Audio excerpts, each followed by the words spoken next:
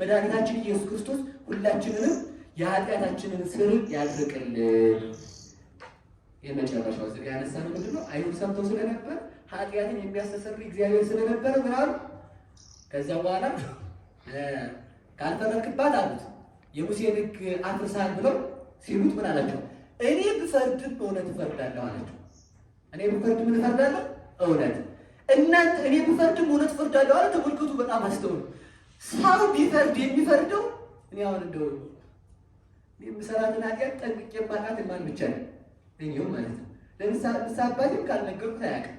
እኔ የምሰራትን በደንብ እስከ ደቂቃው የማውቃት እኔ ነኝ። ከእኔ በላይ ደግሞ እንዴት እንደሆነ የሚያውቀው ደግሞ እግዚአብሔር ነው። ስለዚህ ምን አላቸው? እናንተ ብትፈርዱ ተመልከቱ፣ ካያያዝ ይቀደዳል፣ ካነጋገር ይፈረዳል ይባላል። ካይ ምንድን ነው የማለት? እናንተ ብትፈርዱ ወሬ ሰምታችሁ መረጃ ለቅማችሁ ነው። እኔ ብፈርድም የሚያስበውን ልብ ስለማውቀው ልብ ያሰበውን ኩላሊት ያጤሰውን ልብ ያመላለሰውን ደም ስለማቅ ሰውየው ከማሰቡ አስቀድሞ ሲያስብም ሲሰራውም አውቃለሁ። እኔ ብፈርድ ፍርድ የእውነት ነው አላቸው። እዛ ጠየቁት ደግሞ አባትህ ማን ነው አሉት። ወይ ጉድ! አባትህ ማን ነው የሚሉት ምን እንዲላቸው መስሏችሁ ነው? ዮሴፍ ነው እንዲላቸው ፈልገው። አንዳንድ ሰው አለ አሁን ይመጣና ምን ይላል መሰላችሁ? ዛሬ እንደው ከሰዓት ከዚህ እንደሄድን እንደው ምን አለ ማለት 6 ሰዓት ላይ በህማማቱ ቢበላ እንደው ምን አለ ይላል። አይ እስከ ቢያንስ 20 ጊዜ 30 ጊዜ ጠይቃል። እንዲህ አይነት ጥያቄ ማለት ነው። ለምን መሰላችሁ ትጠይቁ? እሱ ይበላል የሚል ስለሆነ ልቡ ውስጥ ያለው አንድ ይበላል የሚል መምህር ስለነገረው አንዱ ጅል ከዛ በኋላ የሚፈልገው ምንድነው? እሱ ይበላል የሚል መምህር ማለት ነው። ለኃጢአቱ ጠበቃ የሚቆም ማለት ነው። ብዙ ጊዜ አሁን በጾም ሁሉ ሰው ምን ይላል? አሳ ይበላል አይበላም ይላል ማለት ነው። ይበላል አይበላም አሳ ይላል። ይበላል ፍለጋ እኮ ነው አይበላም ጥያቄ። አይበላም ከተባልክ አይበላም ነው። ምን ጊዜም ቢሆን ሰው ለነፍሱ አድርቶ መኖር አለበት እንጂ ይበላል መምህር ፍለጋ መሄድ የለበትም። ጫት ይቃማል አይቃማም? ይቃማል ፍለጋ እኮ ነው ጥያቄ። እሺ ይጠጣል አይጠጣም? ቡና ይጠጣል ፍለጋ እኮ ነው ጥያቄ። ሲጋራ ይጨሳል አይጨስም? ይጨሳል እኮ ፍለጋ ነው ጥያቄ። አሳ ይበላል አይበላም? አንተ እዛ ይበላል አይበላም። ከዛ ደግሞ ሰባኪው ደግሞ ሊያተርፍ ምን ያደርጋል? 5 ቡክ መጽሐፍ ይጽፍና አሳ ይበላል አይበላም ጥያቄውን የመለሰት መጽሐፍ ይላል ማለት ነው። ቲክቶከሩ ደግሞ አሳ ይበላል አይበላም ለድንቅ የፈራሰ ተመስ ይላል ማለት ነው። በቃ እኛ በምናመጣው ትንሽ ነገር ለነጋዴዎች መስመር ገብተናል። ለዛ እኮ ነው ሰው ሰበር የሚለው እኮ ሰው የሚሰብር ነገር ስለሚወድ ይመስለኛል። ስብር የሚያደርግ ነገር ስለሚወድ ይመስለኛል። እና ምን ለማለት ነው የፈለኩት? ስንጠይቅ እንደ ፈቃዳችን የሚሆን ነገር መጠየቅ እንዳይሆን ምን ብለው ጠየቁት? ማነው አባቱ? ምን እንዲላቸው? ዮሴፍ ነው እንዲላቸው። እሱ ግን ምን አላቸው? እኔንም አታውቁም አባቴንም አታውቁም አላቸው። እንዴት እናውቀው አይደል የዮሴፍ ልጅ ነው እያሉ ሸዋሩ እኮ ነበሩ እነሱ ራሳቸው። ከዛ ምን አላቸው እንደስላቸው? አይ አባቴን ብታውቁ ነው ሰው ወሳ ይመርክም ወላዌ አባቴን ብታውቁት እኔን ታውቁ ነበር። ኢጂአይ እኔን ብታውቁ አባቴን ታውቁ ነበር። አባቴን ስለማታውቁት እኔን አታውቁ አላቸውና ምን አላቸው? ወአነሂ አአምር እምኀበሂ መጻእኩ ወኀበሂ አሐውር እኔ ግን አላቸው የመጣሁበትንም የሚሄድበትንም አውቃለሁ። ወአንትሙ ኢተአምሩ እምኀበሂ መጻእኩ ወኀበሂ አሐውር እናንተ ግን የመጣሁበትንም የሚሄድበትንም አታውቁም አላቸው። ግሩም ግሳጼ ነው የነገራቸው። ከዛ ደግሞ እነሱ ምን ይሉታል? አይ ይጅላል እኛ የአብርሃም ዘሮችማ አይደለም እንዴ ይሉታል ማለት ነው። አብርሃም ቢሆን ስንት ሚስት ነው ያለው? 5 ሚስት ያገባ ሰው አይደለም? እነ ኬጡራ እነ አጋር ከሳራ ሌላ ደርቦ ያገባ ሰው አይደለም? አብርሃም ንነሱ የተወለድነው ዝሙት አሉት። እኛ ከዝሙት አልተወለድንም አሉት። መለሰላቸው። እንደዛ ሲሉ ደግሞ ምን አላቸው? ከዝሙት አልተወለድንም ስላሉ እንግዲህ አብርሃም አባታችሁ አጋር ጋር ተኝቷል ሲላቸው ጸጥ አሉና ከዛ ምን አላቸው? የአብርሃም ልጅ ብትሆኑስ የአብርሃምን ስራ በሰራችሁ ነበር። የአብርሃም ልጅ ነን ካሉ ደግሞ ቢያንስ የአብርሃምን ስራ መስራት ማለት ነው። አብርሃምስ እንኳን ሰው ሊገድል የራሱን ልጅ ነው መስዋዕት ያደረገው። እናንተ የአባታችሁን ስራ ትሰራላችሁ። አንተ ሙሰል ገብሩ ግብራውክሙ እኔም የአባቴን እሰራለሁ አላቸው። ወይ ጉድ! የአባታችሁን ሲላችሁ ደስ አላቸው አይደል? ልጆች አሉ እንትን ኩሲ የሚባል ሰው ታውቃላችሁ? ኩሲ የሚባል ኩሲ የሚባል አንድ ሽማግሌ ነበር። የዳዊት አማካሪ ነው እና ልጁ የዳዊት ልጅ ሲነግስ አይ ከነገሰው እግዚአብሔር ከቀባው ከዳዊት ጋር ነው እንጂ መጓዝ አለና ተነሳና ሲወጣ አረጋዊ ስለነበር ዳዊት እንዲህ አለው፣ ኩሲ አንተን አሁን ይዤ ብሄድ ለእኔም ሸክም ትሆናለህ። አንተን ትቼ እንዳልሄድ አባቴ ነህ፣ ይዤ እንዳልሸሽም ሽማግሌ ነህ፣ እዚህ ውቅር ከተማ። እሺ እንግዲያውስ እግዚአብሔር ይመልስህ፣ ታቦተ ጽዮን የምታምንባት ወደ ዙፋንህ ትመልስህ ብሎ እየጸለየ ተመለሰ። ልጁ መጣና ከተማ እንደገባ ተመልከቱ። ምከሩ ዳዊትን እንግደል ተብሎ ሲመከር ምን አለ መሰላችሁ? አይ ሽማግሌ ከምግብ ከሚለዩት ከወሬ ከሚለዩት ከምግብ ቢለዩት ይሻላል። የሽማግሌ አንዱ ጦር ወሬ ነው። ሽማግሌ ማውራት ነው አለ። አይ እንዳትቆጡ ሽማግሌ ካላችሁ ማለት ነው። ደግሞ ይሰማችሁ ነው ዝም ብሎ ምክር መምከር ደግሞ ይችላል። መግቢት ከልቤ ነው። አንድ 30 ወጣት ከመከረው አንድ ሽማግሌ መከረው ይበልጣል። እዛ ተመከሩ። እዛ እንደዛ ብሎ ሳለ እስኪ ውጡና ሽማግሌ ፈልጉና አምጡ አላቸው። የዳዊት ልጅ ማለት ነው። እዛ ፈልገው ሲወጡ ኩሲን አገኙት። ቁጭ ብሎ ኩሲ ያደረገው ኩሲና ከፍተ ብለሃል ተጠርተሃል ገባ። ሲገባ ከዛ ምን ተባለ መሰላችሁ? ሁሉም እንዲህ አሉ፣ ዳዊት አባትህን ታውቀዋለህ? ዳዊት አባትህ አንበሳ እንዳየ ማን ነው? በግ እንዳየ አንበሳ ነው። ወንድሙ አቢሳም ፍየል እንዳየ ነብር ነው። እኔም እንዳቅሜ ደግሞ በግ እንዳየሽ ተኩላ ነው። የእሱም ወንድም እንዳቅሙ ደግሞ በግ እንዳየሽ ተኩላ ነው። ስለዚህ ዳዊት አባት ጨካኝ ስለሆነ ወጥቶ ያጠፋናል። ቶሎ መከረን ዳዊትን እንግደል አሉ። ሁሉም ሰው ብሎ እንደ ፓርላማው አጨበጨበ። አሁን ገደል ቶሎ ተብሎ ማለት ነው። ከዛ በኋላ ኩሲ እስኪ ተናገር አንተ እንደው ሽማግሌ እኮ ምክር ያጣማሉ። ምክርክሙ አሐቲ ወይእቲ እኩይ፣ ምክራችሁ ድንቅ ነበር። ነገር ግን አባት ዳዊት ታውቀዋለህ፣ ላም እንዳየ አንበሳ ነው። እሱም አንችሎት ታውቀዋለህ። ወንድምህ አቢሳም ታውቀዋለህ። እሱ ደግሞ ምን እንዳለ ነው አለ። ሰራዊቶቹ ደግሞ በግ እንዳየ ፍየል እንዳየ ነብር ናቸው። ሌሎቹም ደግሞ እንዳቅማቸው ደግሞ ምንድን ናቸው አለ። በግ እንዳዩ ቀበሮች ናቸው። ስለዚህ እሱን አሁን እናጠፋለን ማለት ሊያጠፋን ይችላል። እንግዲያውስ ምናድርግ? ዝግ ብለን እንምከር አላቸው። ዝግ ብለን እንምከር፣ እስከ ወር ድረስ እስራኤልን አሰብስብና ብዙ ወታደር አሰልጥነን ተራራው ላይ ካገኘናቸው አውርደን ከመሬት ከወንዙ ካገኘናቸው እንደ በረዶ እንወርድባቸዋለን አለ። ዘወር አለና ለካህኑ ዳዊትን መንገድ ግፋ በሉት። ምንድነው እያወራ ያለው ነው? ምንድነው እያወራ ያለው? ምክር ሲመከር ምንድነው በውስጥ የመከረ ማነው? እሱ አቢሲ እንትና ኩሲ ምን አድርጎ መከረ? ተመልከቱ። ያንን ምክሩን መከረና ማንን አጠራ? ዳዊት። ምንድን ነበር ያለው? ልክ እንደ ጌታ ማለት ነው። ጥበባዊ አነጋገር። አንተ የዳዊት አገልጋይ አይደለም ሲለው ምን አለ? እግዚአብሔር ላነገሰው ሁሉ እገዛለሁ አለ። እሱ ደግሞ ደስ አለው። እግዚአብሔር እኔንም አግሶኛል ብሎ ማለት ነው። በምክር ምክሩን እንቀበለዋል። እሱ ግን ምንድን ነው ያለው? አንተን እግዚአብሔር ስላላነገሰ እግዚአብሔር ያነገሰው ዳዊት ነውና አሁንም እግዚአብሔር ላነገሰው ለዳዊት በቤተ መንግስት እንዳለው ለዳዊት ይሰራለዋል። ይህ ነበር የነገረው። እግዚአብሔር ላነገሰው እገዛለዋል። እሱን ያነገሰው ሰይጣን ነው ማለት ነው። በእግዚአብሔር ፈቃድ ቢሆን በኃጢአቱ የተነሳበት እና ተመልከቱ። በቤተ መንግስት እንኳን ሆኖ ለማን መገዛት ይቻላል? ለእግዚአብሔር። ዛሬ ቤተ መንግስት ያላችሁ ሰዎች ለእግዚአብሔር ትገዛላችሁ? እናንተ አይደላችሁ ማገር አፍራሽ ቀድማችሁ ማለት ነው። ስንቱ የደም ሥራ የሚበጠሰው የተለያየ እንደሆነ የምታሳዩት እናንተ አይደላችሁ? ዛሬ ቤተክርስቲያን በውጭ ካሉት ጠላቶቿ ደግሞ እሷን መስለው ያሉት ጠላቶቿ ይበዛሉ። እግዚአብሔር ልቦናችሁን መልሶ እንደ ኩሲ እንድትሰሩ ያድርጋችሁ እና ምን አላቸው ጌታ ደግሞ? ከዚያ በኋላ ይችን እኮ አምጥቻት እኮ ነው። ጌታ ደግሞ ምን አላቸው? እናንተ የአብርሃምን ስራ ትሰራላችሁ ሲላችሁ ደስ አላቸው። የአባታችሁን ስራ ትሰራላችሁ የአባቴን አላቸው።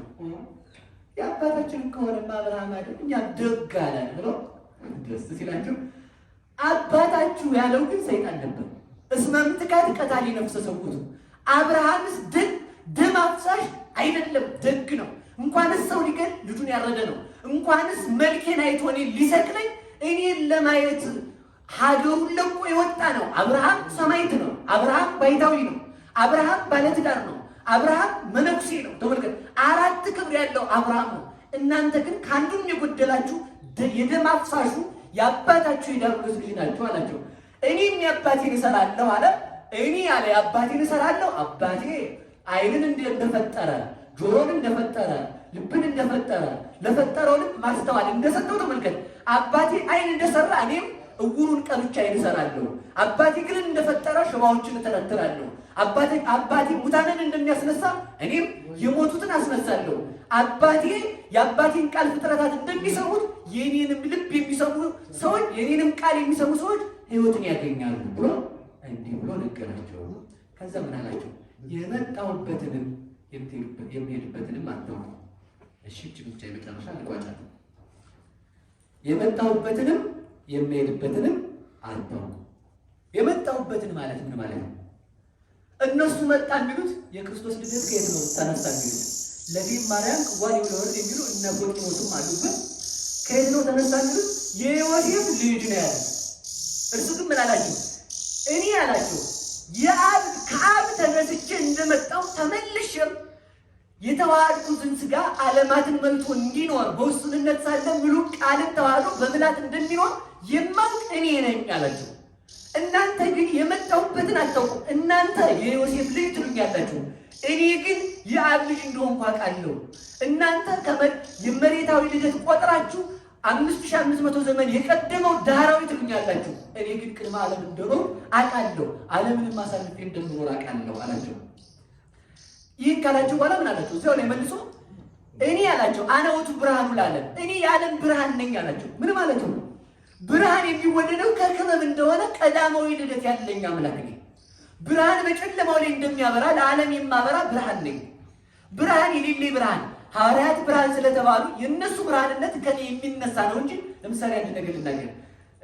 እኔ የዓለም ብርሃን ነኝ አነ ውእቱ ብርሃኑ ለዓለም አላቸው። አይሁን ምን ማለት ነው? አነ ውእቱ ብርሃኑ ለዓለም እኔ የዓለም ብርሃን ነኝ። ሁለት ነገር ነው። ብርሃን ከማን ይገኛል? ከፀሐይ። ጨረቃ ብርሃኗን ከማን ታገኛለች? ከፀሐይ ትቸርጃለች ማለት ነው በተቆሰነ። ስለዚህ ጨረቃ በሐዋርያት ስትመሰል ፀሐይ በማን ይመሰላል? በእግዚአብሔር። ጨረቃ ብርሃኗን ከፀሐይ አግኝታ እሷ ራሷ ምን ትሆናለች? ብርሃን። ሐዋርያት ብርሃንነታቸው ከእግዚአብሔር አግኝተው እነሱ ራሳቸው ምንድን ናቸው? ብርሃን ናቸው። ግን ያ ብርሃን ኃጢአት ከሰሩ የሚቆሽሽ ነው፣ የሚያልቅ ነው። ያ ብርሃናቸው ጸጋቸው የሚወሰድ ነው። ኃጢአት ካልሰሩ ከጸኑ ደግሞ በምላት የሚኖሩበት ነው። እግዚአብሔርን ፀሐይ ስንለው ፀሐይ ምንድን ናት?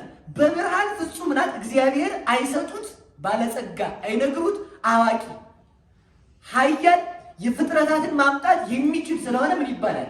ፀሐይ ይባላል። ከዋክብት በሌሎች በሚመናን ይመስላል ማለት ነው። ስለዚህ ምንድነው ፀሐይ ምንድነው? ብርሃን ነኝ አላቸው። እስኪ አንድ ብቻ እና አይሁድ ምንድነው የሚሉት? የዮሴፍ ልጅ ናት። ሰው የሚወለደው በምንድን ነው? ከእናት ደም ከአባት ዘር መስቶ በቃ ይሄ ነው። እነሱ የዮሴፍ ልጅ አሉት። እሱ ግን ምንድነኝ ያላቸው? የዓለም ብርሃን ነኝ። ምን ማለት ነው? እስኪ አሁን አንድ ጊዜ ሰው ለመወለድ እናት አባት ያስፈልጋል። ከዛ ሁለቱ መጋባት ያስፈልጋቸዋል። እዛ በኋላ ነው ከአባት ዘር ከእናት ደም ተነስቶ የሚጸነሰው ማለት ነው። ለእግዚአብሔር ግን ምን መሰላችሁ? ብርሃን ስንት ጊዜ ይወለዳል? አንድ ጊዜ ይወለዳል። ከማን? ከክብር። ያ የተወለደው ብርሃን ደግሞ ከማን ጋር ይዋላል? ከኃይል ጋር ማለት ነው። ይቺ በጣም የምትገርም ናት። አስተውሉ። አሁን ሰው ሲያይ ምንን ያያል? ፀሐይን ነው የሚያየው? ብርሃን ነው? ፀሐይ ነው የሚያየው? ብርሃን ነው? ብርሃን ጋር ሙቀቱን ያየዋል? አያየው? ላይ የሚሰማ ሙቀት ላይ ከተሰማ ብንት ተቃጠለች ማለት ነው። አያቸው ክበብ ላይ ይታይ እንደሆነ እንጂ አይንን ይዋሃዳል? አይዋሃድም። አይንን የሚዋሃድ ማን ብቻ ነው? ብርሃን ብቻ ነው። ታዲያ ተመልከቱ ምን ብሎ አስረዳቸው ካላችሁኝ፣ አባቴ ላከኝ እኔም ተላኩ መንፈስ ቅዱስም ሕይወቴ ነው ያለ አስረዳቸው። አብ ክበብ ነው፣ ወልድ ብርሃን ነው፣ መንፈስ ቅዱስ ሙቀት ነው። አይናችንን ከዚያ ተልኮ የሚመጣው ብርሃኑና ሙቀቱ ክበቡ ይመጣል ወደኛ ወደ ድንግል ማርያም። በድንግል ማርያም ማኅፀን አብ ለአጽንዖ ወልድ ለተዋሕዶ መንፈስ ቅዱስ ለአጽንዖ አድረዋል። ታዲያ አብ በድንግል ማርያም ማኅፀን ካደረ፣ ወልድም በድንግል ማርያም ማኅፀን ካደረ፣ መንፈስ ቅዱስም በድንግል ማርያም ማኅፀን ካደረ ሦስቱ ሰው ሆኗ የሚል መናፍቅ ሲመጣ ምን እንላለን? አንድ ፀሐይ ወጥቶ አይን የሚዋሃደው ምኑን ነው እንለዋለን። አንድ ፀሐይ ወጥቷል። አይናችን ለይቶ የሚያዩ ምኑን ነው? ብርሃንን ነው።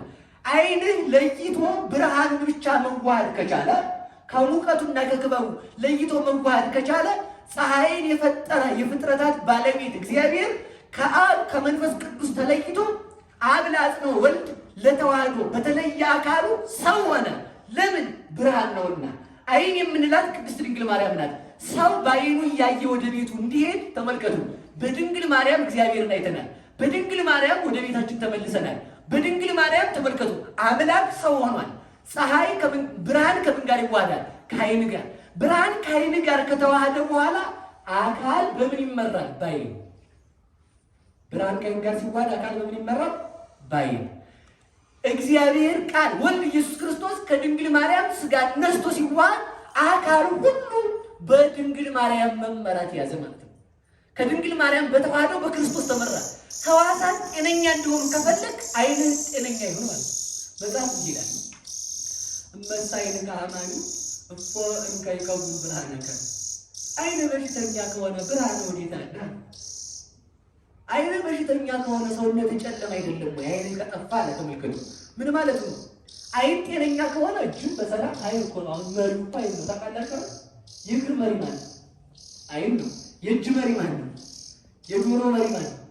የአፍንጫ መሪ ማለት ነው። የሁሉ የነዚህ ሁሉ አካል መሪ ማለት ነው አይን።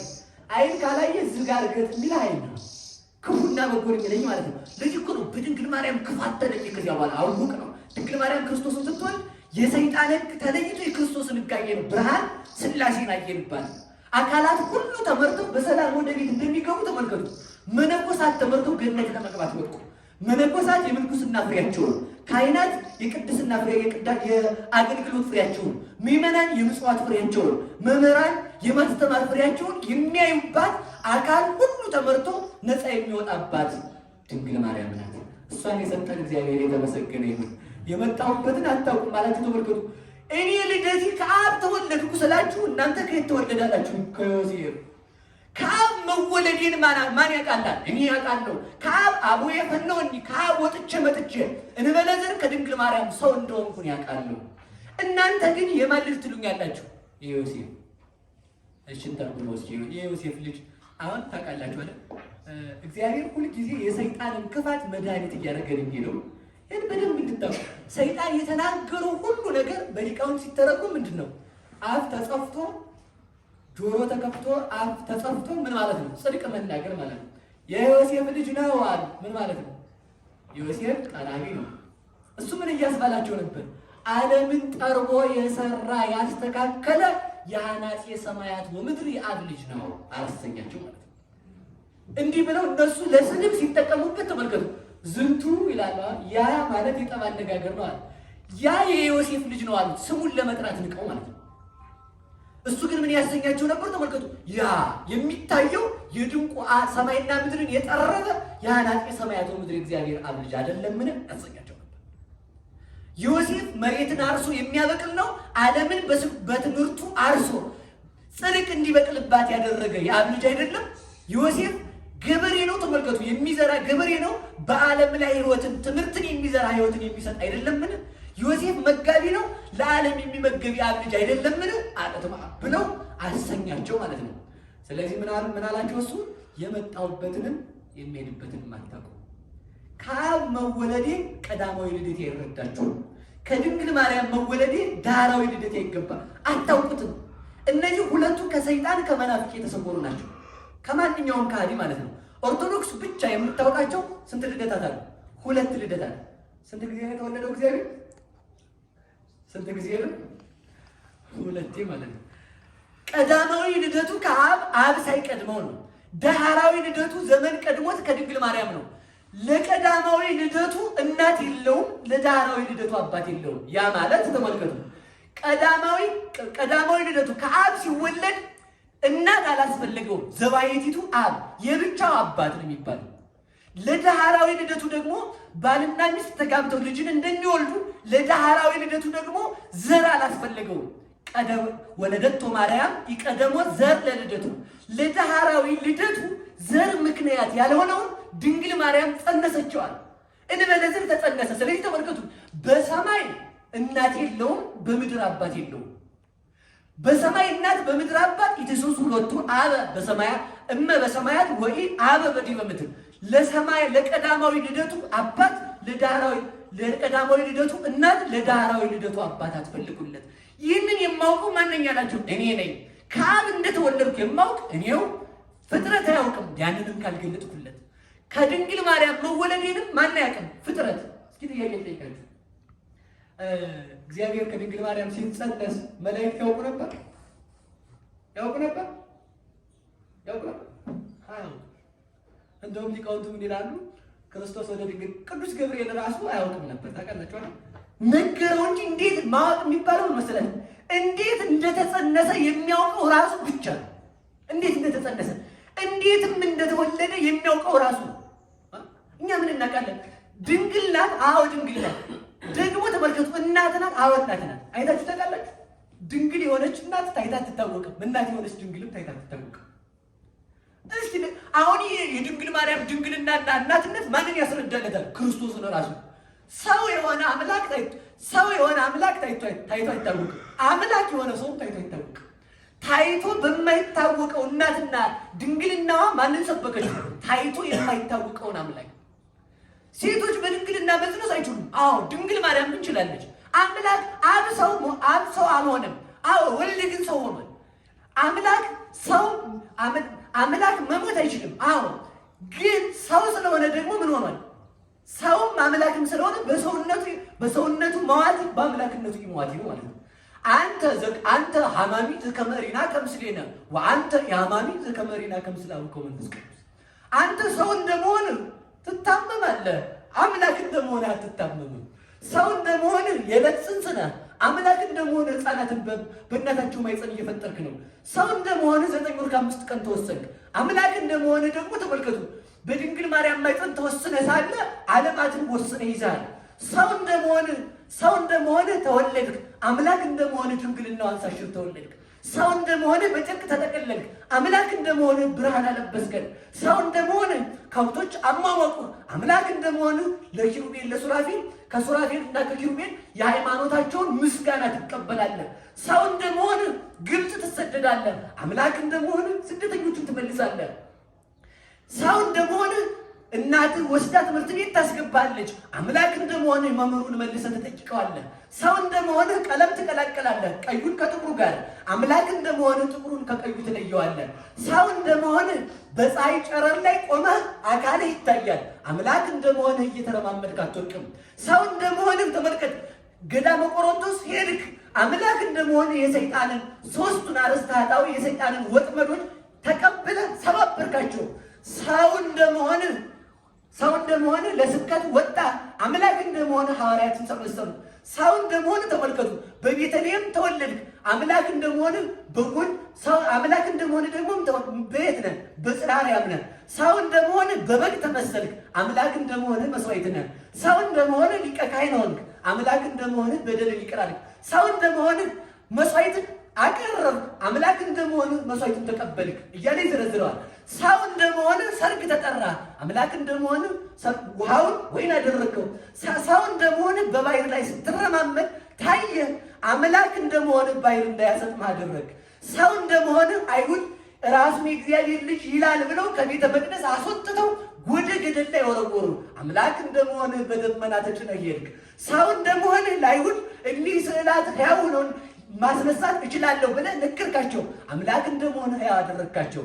ሰው እንደመሆን ንስርን ጠራኸው። አምላክ እንደመሆን ንስርን ስጋ ለብሶ ስዕሉ እንዲሄድ ሙሴን እንዲጠራ አደረግከው። ሰው እንደመሆን አልዓዛርን የተቀበራችሁት አልክ። አምላክ እንደመሆን አልዓዛር ተነሳልከው። ሰው እንደመሆን ወደ ጣቢታ ቤት ገባ። አምላክ እንደመሆን ጣቢታን አስነሳ። ሰው እንደመሆን ሐዋርያትን ትወዱኛላችሁን አልካቸው። አምላክ እንደመሆን በሃይማኖት አጸናቸው።